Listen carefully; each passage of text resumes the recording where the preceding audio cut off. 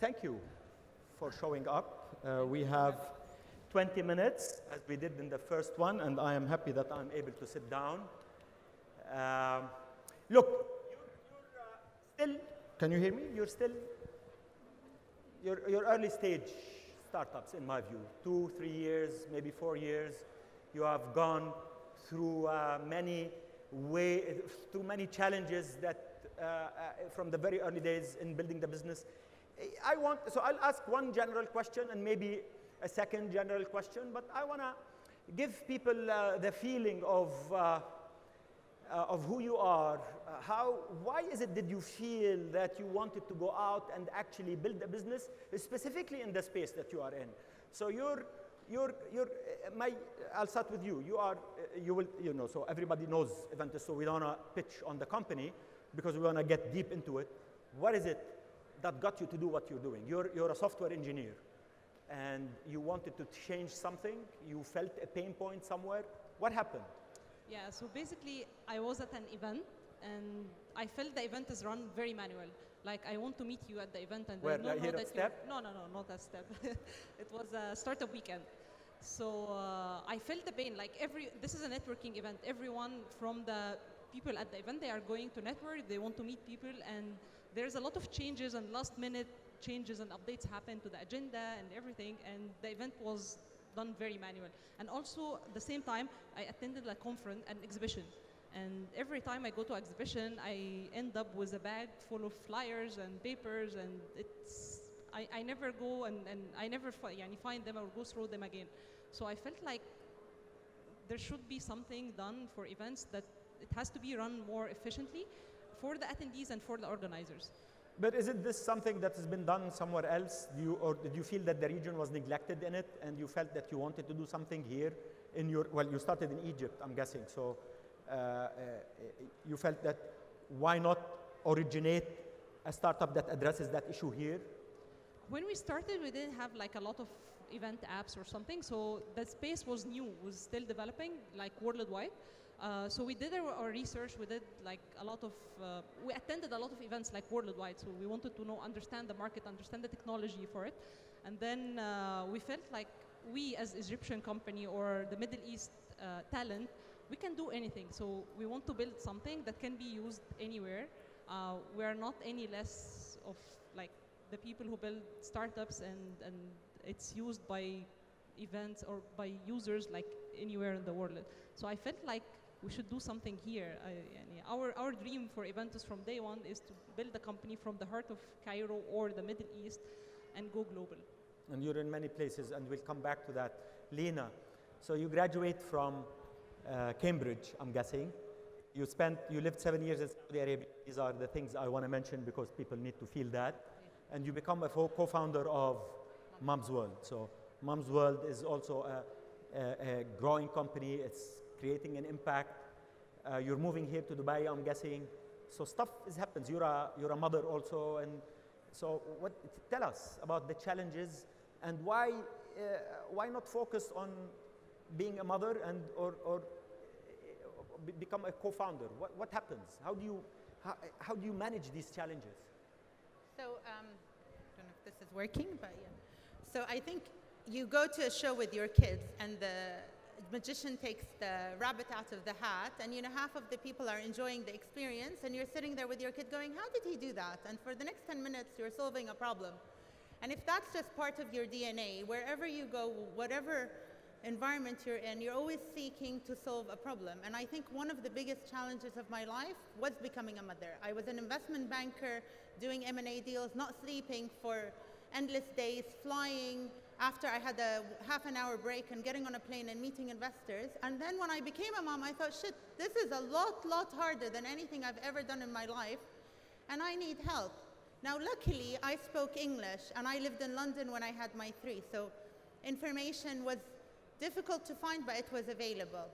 When I moved to Saudi, someone said to me that, do you realize that all these moms in Saudi don't have access to the information you have, and therefore they can't be good moms? And that was really upsetting. I think that was one of the biggest pieces of news I've heard that really changed How could you be a bad mom just because you don't have access to information? That's awful. And you know, as a mom, you always feel that you're running and trying your best to provide the best for your kids. But what if you can't reach it? And what if all it is, it's information? It's not even good. You don't have a monetary barrier. It's just not being able to read another language. And most of the information when I had my kids was published in English.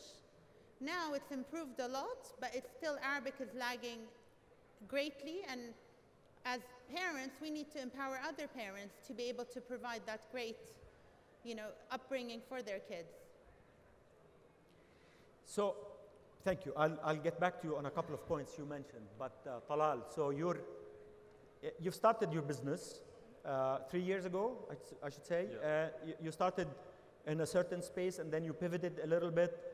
And why did you feel you needed to pivot? Where is the thinking of fast thinking of an entrepreneur that says, I need to pivot and need to move fast into another area? And why is it that you think you are in the right space now?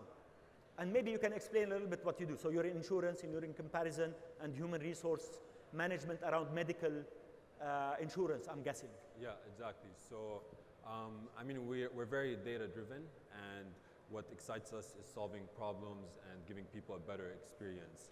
So what we saw was initially we were a comparison site for financial services, and we quickly learned that, you know, the experience was not only really horrible when it came to purchasing and finding the right product, but then also the post-purchase phase.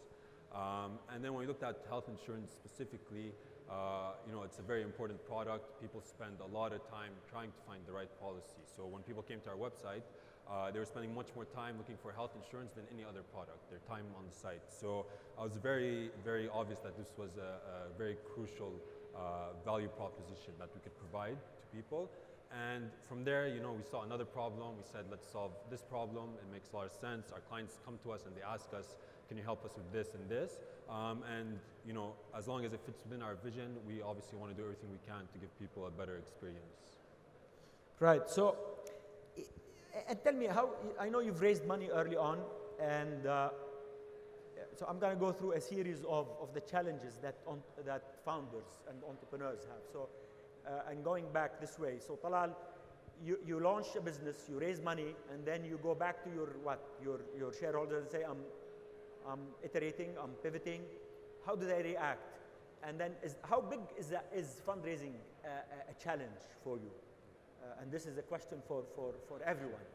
I mean, fundraising is obviously very challenging, but we're very lucky with the fact that, you know, we met the right VC early on. How do you know that you met the right VC? Because they gave you money? Because they gave me money, I'm and guessing we're still friends, So I think that counts for a lot. But to be honest with you, I mean, as an entrepreneur, I think there's the concept of risk homeostasis, right? So people who wear a seatbelt drive faster and riskier than people who don't wear a seatbelt. Right. So the fact that we raised money, we started taking more risks, right? And obviously they're very calculated risks, but when we were able to show our shareholders that the unit economics makes sense, at the end of the day, that's what we're in business for. So it's unit economics matters a lot. I mean, what else matters for investors? What did you need? What is it that triggered their interest in you? So we weren't smarter than people because we got into insurance. It was really a lot of luck. Obviously, we made the most of our luck. But I think in this region, a lot of industries, you know, people are afraid that this industry is not scalable or it's not of a significant size. But then obviously, insurance is one of the 800-pound gorillas, right? So the market size was very obvious. We didn't have to have too many discussions about the addressable market, but really what it came down to was this is our cost of acquisition, and this is the lifetime value we're getting from the customer.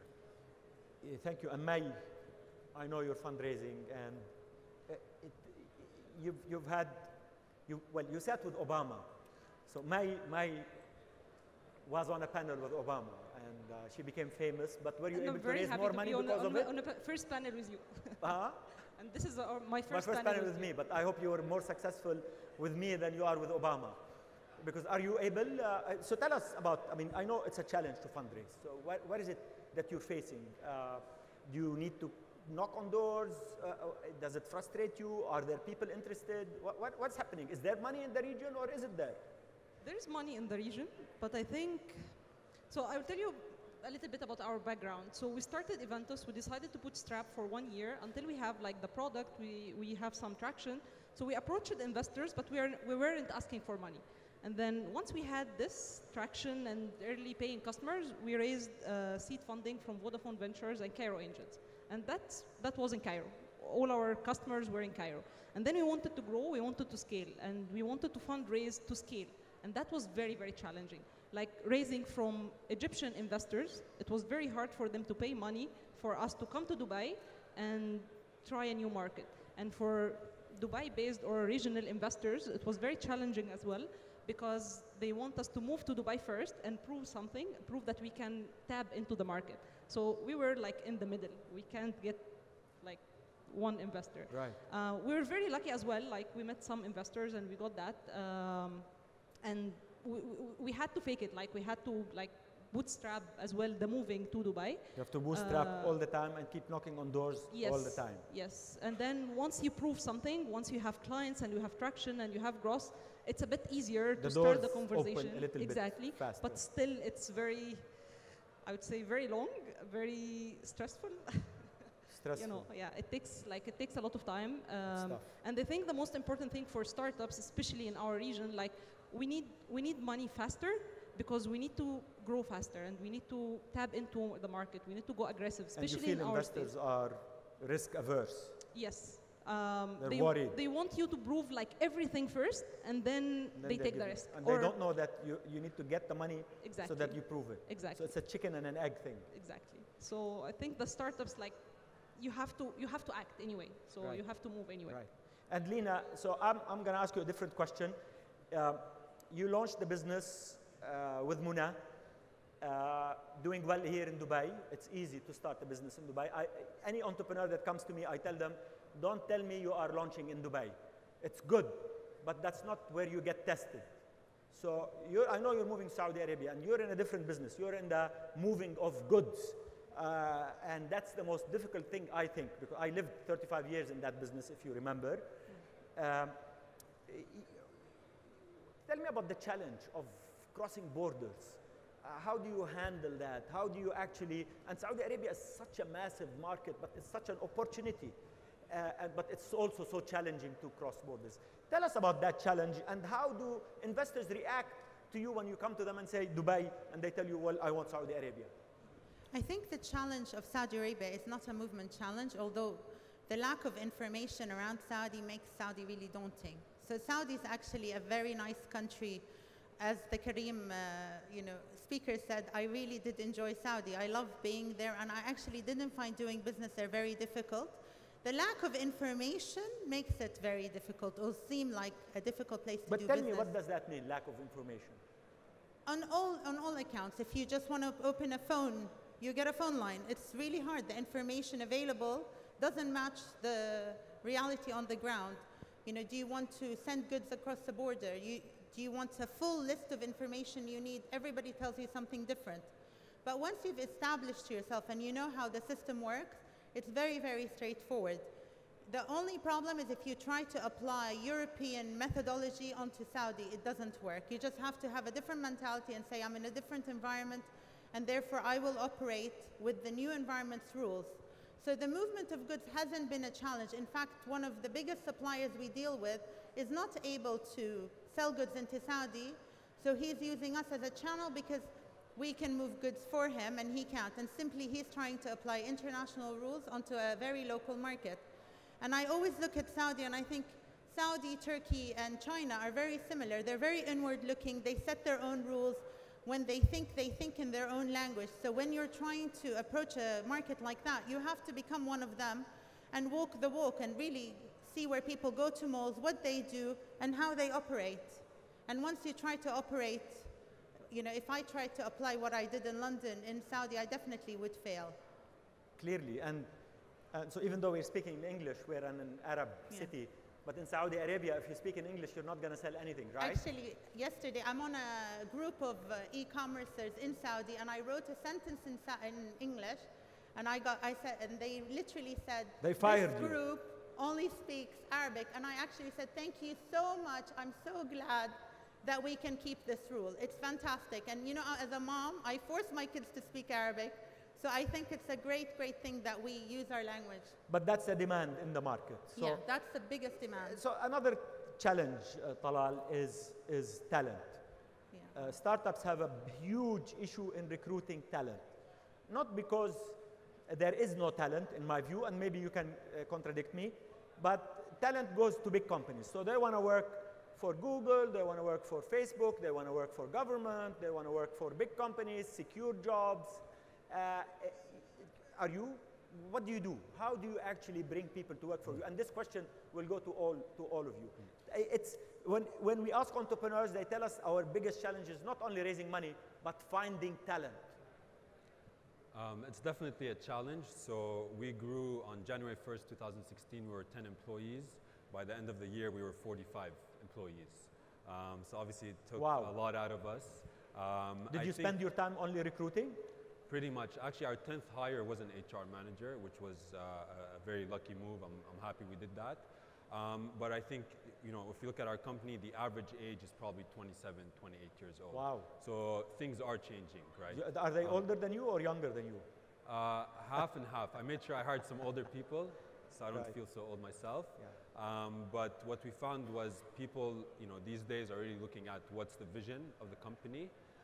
What's the culture like? I think that's something. So they interview you rather than you interview them. Absolutely, absolutely. And in Dubai, we have something really great going for us because we've actually been able to import a lot of talent, which is it's a very international the city. multinationals. So if you look at our company, we have 25 different nationalities.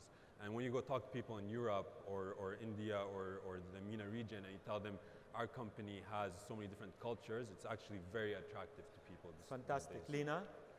So how many people work at Mom's World now? over 60. 60. Yeah. And that's grew tremendously in the past 2 years. Yeah. How did you get people to work for you? So- Why? So there are two parts to hiring people. So hiring technology people remains a challenge, but outside that, being a site dedicated to moms and really being focused on the vision has served us a lot in hiring. We do a lot of what they call returnships, which is mothers coming back to work. So you have female-male balance or all females? You don't hire men? It's a great question. We get asked that question. When will a man answer the phone? But Who wants to answer phones anyway? So we do have a lot of male colleagues, But they're in the warehouse, carrying they're boxes. in the office. But we do have a big proportion of returnships, which are moms coming back to work, and they're Fantastic. juggling. And the So like you like us. and like Muna. Yeah, and it's great because they have a lot of skills, and it doesn't mean that they took a break to be a mom. They've lost the skill base. The only thing we continue to have a challenge with is technology people, but I think the region as a It's whole. a global issue. Yeah. But then you suddenly found a wealth of talent when you tapped into a place where people don't think of. You know, mothers that left work for some reason and could come back. Yeah. May, are you able to recruit? What do? Do you give stock options? Do you tell them you love them every morning so that they come and work for you? Yeah, everything, all of the above. No, I mean, did you find a challenge? You know, Egypt is a massive market with 90 million people and a lot of tech graduates. Are you able to recruit them? Is that a challenge? It's one of the biggest challenges, yes. And I think And why? the biggest challenge actually is not only hiring, it's retaining the talents. Because once they are in, they got very excited, they work for like 6 months, 8 months. And they leave, why? They get paid a little bit more. No, they actually, my own challenge is they leave the country. So They don't? They leave the country. So they move from Because Egypt. you have another challenge. Yeah, so they move from Egypt to Dubai. Is Dubai a challenge? We only have one person move from Cairo to Dubai, but we have like 4 or 5 move to Berlin. And yeah, like which Turkey. tells us that talent is a global challenge because it has no geography, it's not bound, people will pack their bags and go. Yeah. And it's the largest asset in a company. I think yani, we try to overcome this by... Is that your biggest challenge, all of you? Really? Recruiting and retaining? So, sorry, can I? Yeah, it's not even recruiting and training our own people. I think across the board, we have over 800 partners. If you look at how the challenge is impacting all our relationships. The quality of the recruitment impacts every single link Mom's World has. So if they're not able to recruit, you even have a weak link with your partner. Fantastic. So, Talal, go ahead. Yeah, absolutely. I think every other challenge you face pales in comparison to the human challenge. Absolutely. And I'm sure this resonates very well with our audience here. May, Lena, Talal, thank you very much, ladies and gentlemen.